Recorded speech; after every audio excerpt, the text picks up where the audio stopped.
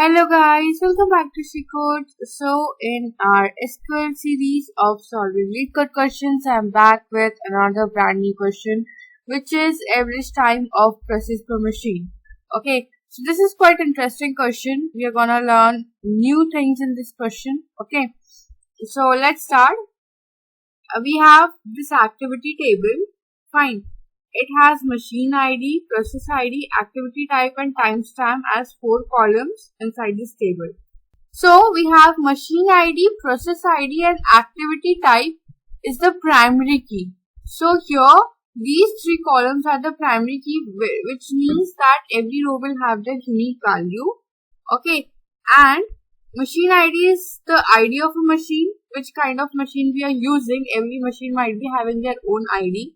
Process ID is the ID of a process running on the machine with ID machine ID. Okay, so we have a machine with machine ID and we have a unique process which is running inside that machine with a unique ID. We have activity type, which is an enum category of type start or end. That means this activity type column has only 2 values, which is start or end, which indicates that the process has started on that machine and the process has ended on that machine. Fine. Timestamp is a float representing current time in seconds. Okay. Start means the machine starts the process at a given time stamp, and end means the machine ends the process at a given time stamp. The start timestamp will always be before the end timestamp for every machine ID, process ID pair. Okay, whenever this machine is starting any process, it will give us a starting time, and then whenever this process has ended on that machine, it will give us the ending time of that process on that machine. Okay, these timestamps will be in seconds. There is a factory website that has several machines running on same number of processes. Okay, write a solution to find average time each machine takes to complete the process. The time to complete the process is the end timestamp minus the start timestamp. Okay, average time is calculated by total time to complete every process on the machine divided by number of processes that we run. Okay.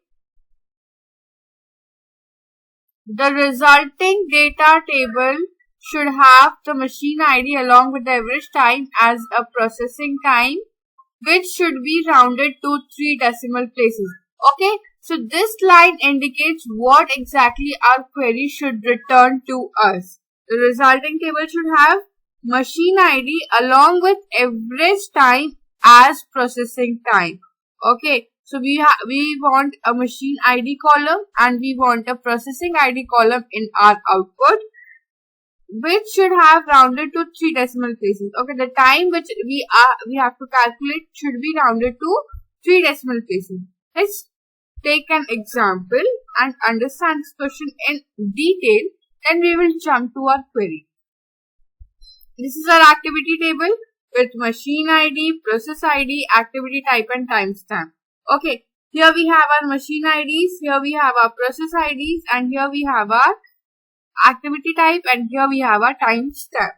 If we look these rows, so we have this machine ID 0. Okay, there is a machine with ID 0, which has started process with process ID 0. Okay, this is the activity type that the process has started. When the process started at this time, okay, 0.712 seconds. Fine. Now again on the same machine with the same process, the activity that process ended. Okay, and at what time this process ended? At 1.520 seconds. Okay, this is the timestamp. Then the machine ID 0 started another process 1 with activity type that process started at this time. Okay, and that same machine with that process ended with timestamp 4.120. Okay, So this was all about that one machine, all the processes that machine run and their respective time slots. Okay, now here we have our output that in this whole table there are only 3 machines with, there are only 3 machines with machine ID 0, 1 and 2, and alongside they have their processes with process ID, and activity like when the process started, when it ended, and at what time it started and at what time it ended. Okay. In this output, you can see this machine ID, processing time, as it is mentioned over here, which we have read right now. So, machine ID 0, 1, 2, average processing time. What is this average processing time? The time to complete a process is the end time minus the start time. Okay. So, average time each machine takes to complete a process. Average time, it is the average time a machine takes to complete a process. Fine. So, for machine, here we have our explanation. For machine 0, average time is, we did a subtraction over here of, what kind of subtraction we did? We subtracted the end time of process ID 0 with the start time of process ID 0 at machine 0 plus end time of process ID 1 at machine 0 minus start time of process ID 1 at machine 0. Okay, this is how they have calculated average divided by 2 because there are 2 processes 0 and 1. Fine. So, here we got our average. Fine. Now, here one more thing to notice is that average should be rounded at up to 3 decimal places. Okay. Here you can see the pattern. All the timestamp, processing time we got in return in our result is up to 3 decimal places. As always, I say that all your answers lie in your question. Okay, we got how to calculate average, we got how to print our result. All we have to do is just to write syntax and boom, we are with our output. Okay, so let's start with the main portion, that is writing a query. Hope you understood the question. Here, first of all, what we have to print, that is what we have to return. We have to return machine ID. Now, here what we are doing is we are comparing one row with another, or we are doing some operations on one row with respect to another row. Okay, why? Because we are subtracting end time with start time, which are definitely present in different rows. Fine.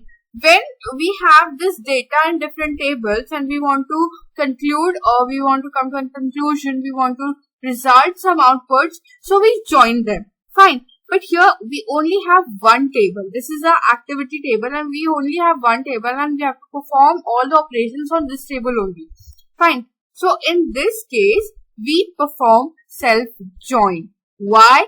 Because we have to apply operations, we have to do some operations on some specific rows, fine, which are present in the same table. So, we apply self-join. Fine, we will be joining the table with itself only. Hope you got this point. Now, here we have to select, first thing we have to select is machine ID. But I am going to create an instance of this table. Fine. Why? Because we have to compare different rows with each other. We are not comparing, but we are applying operations. We are subtracting the rows, the timestamps, which are present in different rows. So, we have to create some instances of this table so we can apply those operations. For that, what I am doing is, I am creating an instance A1 of machine ID column. Okay, which will get selected over here. Now, second thing is, we want this processing time column, which is not at all present over here. You can see we do not have this column over here. So what we have to do is we have to create this column. Obviously, we have to create this column. Why? Because we have to calculate average time. So for that, what we have to do, we have to calculate average time. So for average time, SQL provides us with this function average, which calculates average. Now what average we have to calculate? We have to minus this end timestamp with the start timestamp of every process. So here in this average function, we will pass the parameter which is our A2 time stamp, A2 timestamp minus A1 timestamp. Okay, so this will give us the average. This is how you calculate average. Fine. Now another thing is, as said in the question, it should be rounded to 3 decimal places. Okay, so to round the answer in up to 3 decimal places, we again use a function which is round. Okay, and the parameter of this function will be our answer, with up to what places we have to give the value, we have to return the value is 3. Okay, so this is how you use an average function and round function. This round function will take one parameter which will be our answer, and at up to what places we have to return the answer, up to 3 decimal places. So the second parameter will be the number 3, because we have to return the timestamp up to 3 decimal places. This is how we calculate average. Now we have to put this calculated value in a column. So we will create this column, processing time. Fine. This here we calculate. Here we have just done this portion of creating this output. Okay. Now the next thing will be from where you are collecting all this data. So from our activity table. Okay, we have selected the columns which we want to put in our output table. So now from where we are collecting this data? From our activity table. Okay, now again we have to do join. Okay, we have to perform self join. So whenever you perform join, say left join, say right join, so what you do is you compare the common table between them, the common column. Okay, which column is common in both of them. So here you don't have any common column, but we have machine ID, we have process ID, which have unique values. Okay, we have activity type, which have unique value in every row. So what we are going to do is, from activity as A1, here again I created an instance join activity as A2. Okay. Now on what basis you are applying this join? So on A1 dot machine ID is equal to A2 dot machine ID. Okay, if these two machine IDs are equal, then apply the join. Fine. And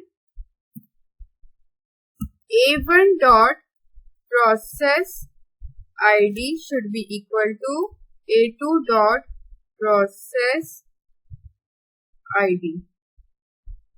Okay, if these two processes are equal, then apply the join. Now,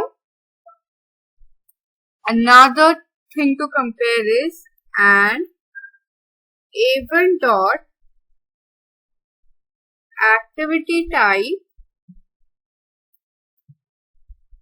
is equal to start and A2 dot activity type is equal to N. Okay, so on these three conditions, you have to apply join on this activity table. Here A1 and A2 are two instances of this table. Okay, at any runtime, we collected two instances, two particular data where we compared these three columns. Okay. Now what we have to do is, here we have to group it. We have to collect now next thing is, we have to return the processing time of every machine ID with unique value. Okay, so every machine ID should have their own processing time. So we will use this group by A1 dot machine ID. So it will group the whole data. Now let's run our query and check if it is correct or not. So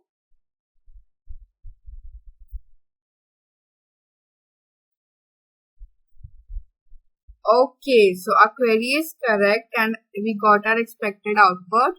So this is how you perform this question. You can practice it on your LeetCode, and this was quite interesting to do, because here we understood about round function and average function, and another new thing we learned was how to do self join. Okay, this is how you do self join. Fine. So is practice the same question in your LeetCode and let me know in comment section. If you like the whole tutorial, like my video and subscribe SheCodes. Thank you. Happy coding.